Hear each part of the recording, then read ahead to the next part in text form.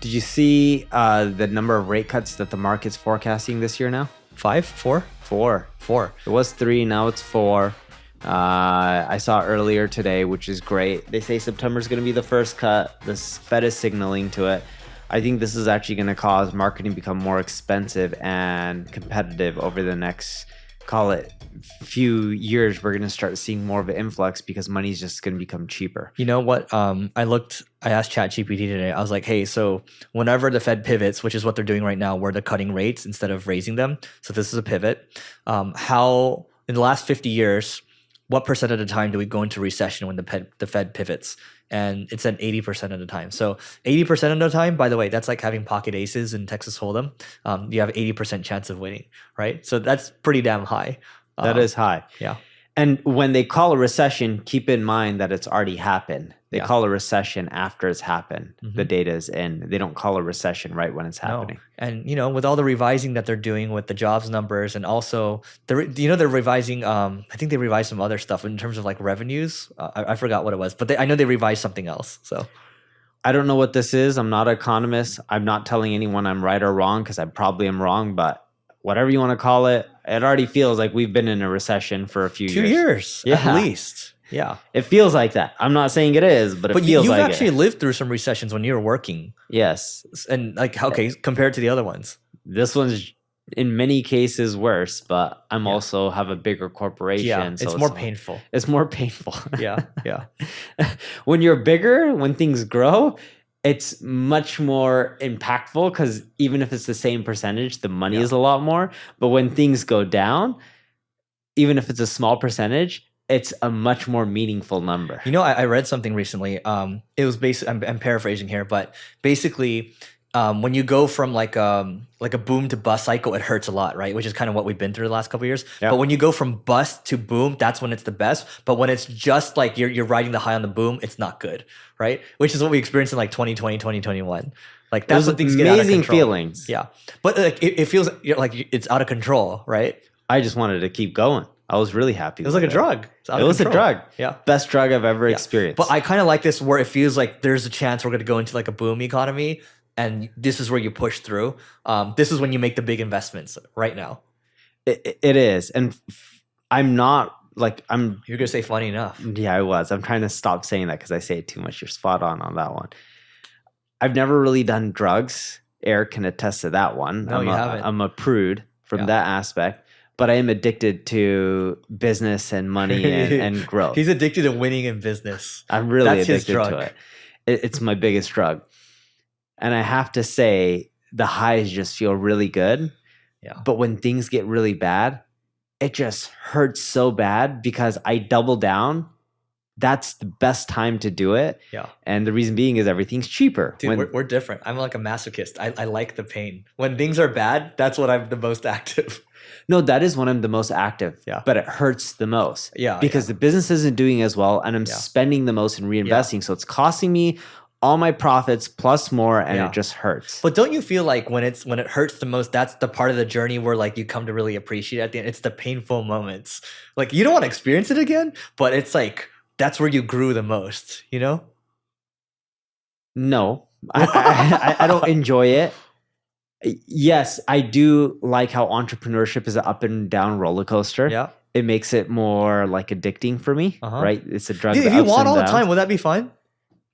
Yeah, I would take it. I would take it. Give me the wins all the time. That would not be fun to me.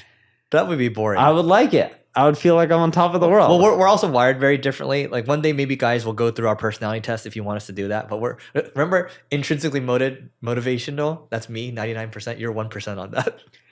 My problem is if I won all the time, I would feel like I'm not winning enough dollar-wise because there's always someone who's winning bigger than you. Yeah. So you could say I'm winning all the time. Yeah. Hypothetically, I'm not. But if I was, like, well, Elon's winning bigger than me when he wins. Oh my God. And I'm that game never ends then. Yeah. So for me, I never feel like I'm always winning. Got it. I always feel someone's winning more than me in any other industry. Neil likes to compete in the game, which is fine. It is a game of competition. Yeah. But I'm really looking forward for them to do rate cuts.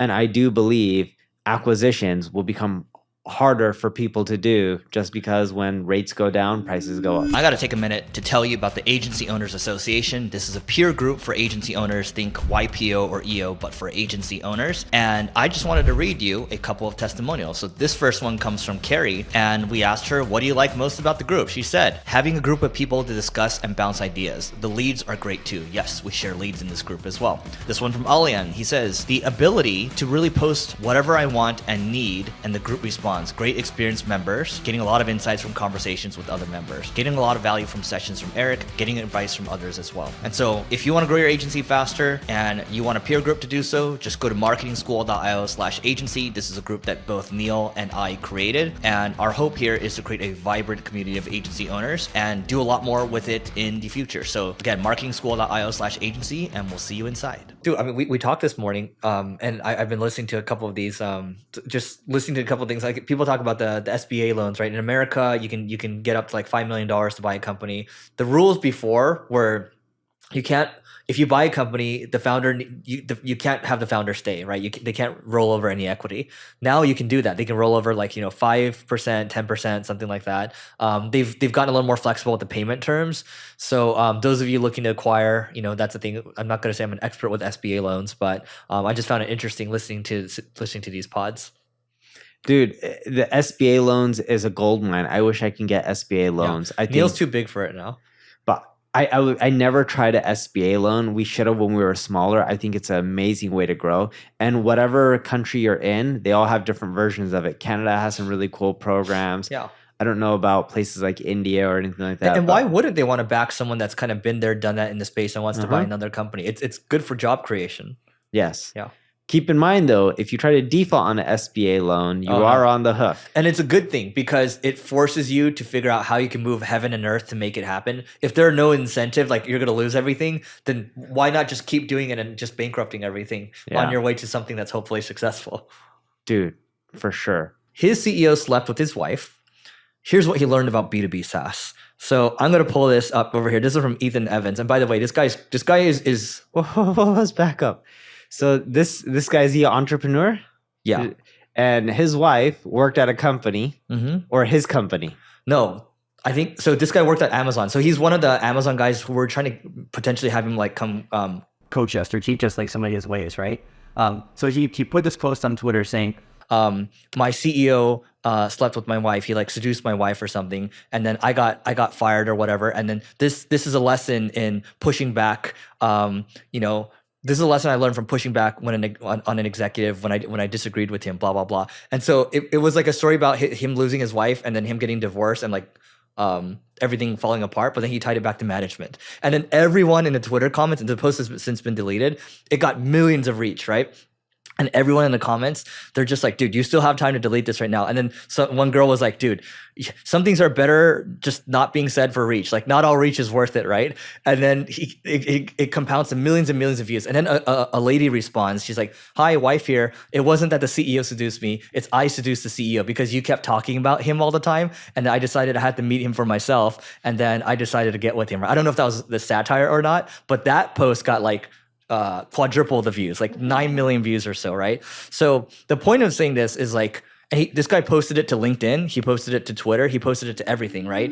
The number one challenge for businesses is hiring. And more specifically, the number one thing I get asked for all the time is, Eric, where can I go find an amazing marketer? And the reality is right now, when you think about the world, we have inflation. That also means wage inflation right now. And it means that when it comes to hiring talent, you can't spend as much as you would have in the last couple of years because it's just become too cost prohibitive. And so we've partnered with one of the best offshore recruiting firms when it comes to marketing. They've been a great asset for us, and I believe that they will be a great asset for you. All you have to do is go to marketingschool.io/hire. Again, it's marketingschool.io/hire to learn more. You can fill out the form there, and we're going to place you with the best marketing hires that we can help you find. With all this stuff that's happening with the election, I know the election hasn't been happening yet. Have you been getting hit up for political marketing? I get a lot of Democratic texts.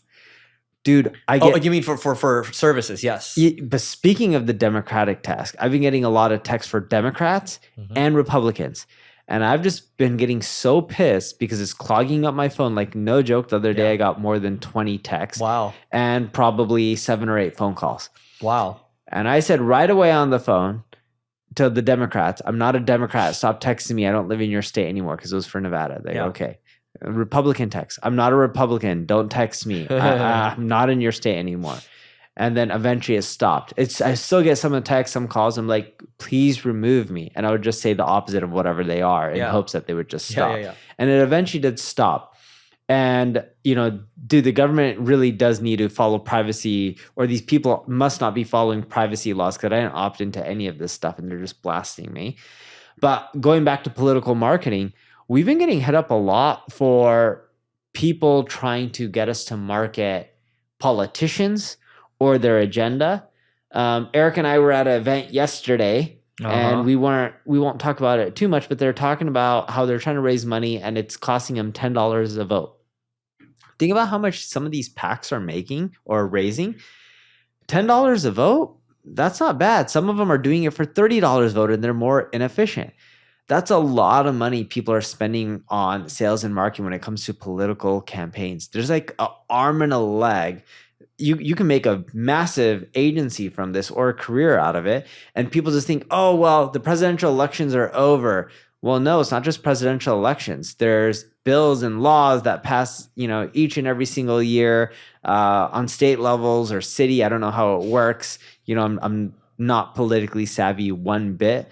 But you can get paid to market for these initiatives or market against them. And we've gotten a lot of inbound inquiries, or if you just go to a lot of the political networking events, you'll find people who are looking for marketers and are interested in paying them. Oh my God, yeah, even yesterday. Yeah, even yesterday, they were looking for marketers. Yeah. And Eric and I don't really do this stuff. It doesn't matter for what side of the fence you are on. Neither of us like marketing political related stuff. And just to be clear, we're moderates. Yeah, and the big issue with marketing these kind of campaigns is when you have an agency, you're going to have employees on both sides of the fence. Yep. And it's kind of putting people in a weird position to make them work on something they may or may not believe in. It causes divisiveness within your organization. Yeah, and whether a bill is right or wrong, it's just like, at least for Eric and I, we don't want to be the ones influencing people to sway one way or another. We want people to vote based on whatever they believe is best for them.